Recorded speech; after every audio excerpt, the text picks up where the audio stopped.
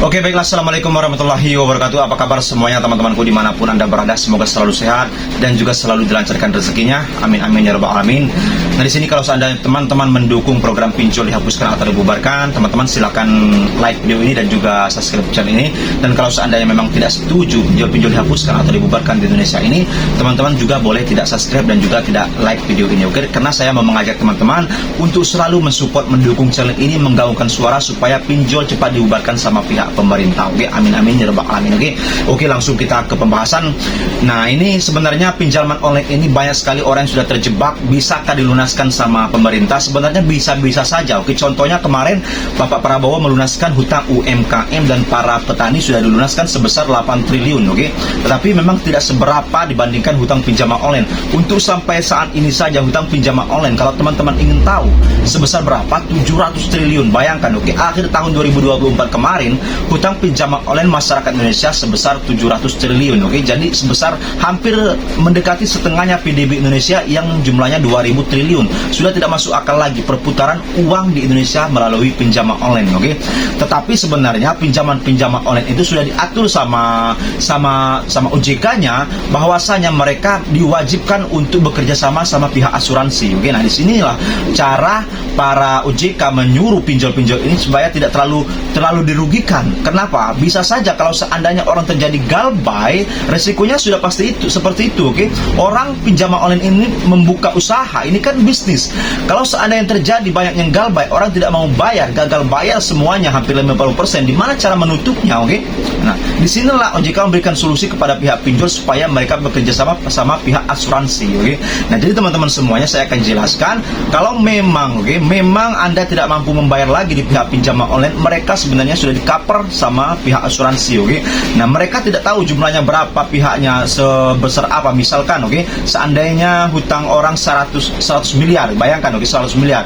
Nah, orang yang misalkan yang galbay sebesar misalkan 3 miliar itu mungkin bisa di-cover sama asuransi. Seperti itu. Mungkin kita tidak tahu secara tertulisnya seperti itu, tapi tidak mungkin seluruhnya dibebankan sama pihak asuransi. Pasti ada yang namanya surat persetujuan dari mereka ataupun SOP yang sudah dijelaskan sama pihak OJK. Oke, jadi teman-teman kalau seandainya memang tidak termampu lagi membayar, ketika mengecek slip OJK Anda bersih, oke. Nah, kalau seandainya terjadi seperti itu, siapa tahu mungkin, pinjaman online teman-teman yang sudah lama bisa dibersihkan sama pihak asuransi atau sudah dibayar. Karena jelas, OJK menyuruh pinjol-pinjol itu berafiliasi atau berhubungan sama pihak asuransi khususnya. Kalau memang tidak mampu berasuransi, mereka tidak diberikan izin, maka mereka akan dicabut.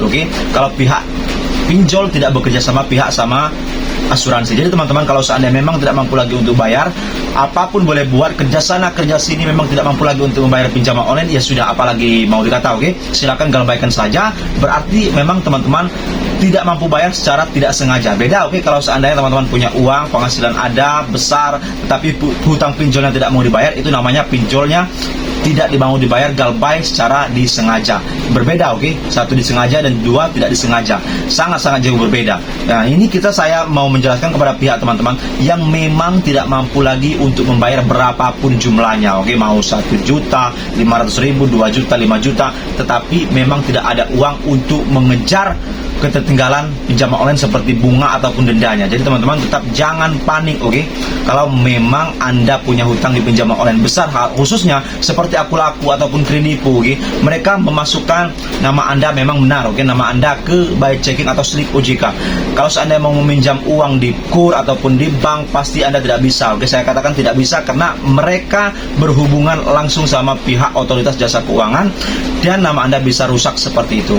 Jadi tetapi Anda tidak usah takut. Siapa tahu nanti kedepannya kita tidak tahu. Berharap sama pihak pemerintah, siapa tahu dilunaskan seperti pemerintah melunaskan hutang UMKM, mungkin seperti itu. Sama pihak petani yang dulu.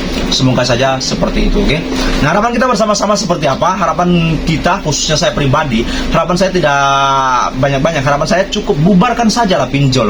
Mau ilegal kata mereka, semi ilegal, saya tidak peduli. Yang penting mereka bubar dari Indonesia, balik seperti semula, tidak ada pinjol. Kalau mau berhubungan pinjam meminjam, silakan lari ke bank ataupun koperasi, itu lebih baik, oke, daripada teman-teman sekarang minjol di pinjaman online, habis itu program pay letter, orang bisa ngutang dulu habis itu beli barang, itu sangat-sangat meresahkan, oke teman-teman.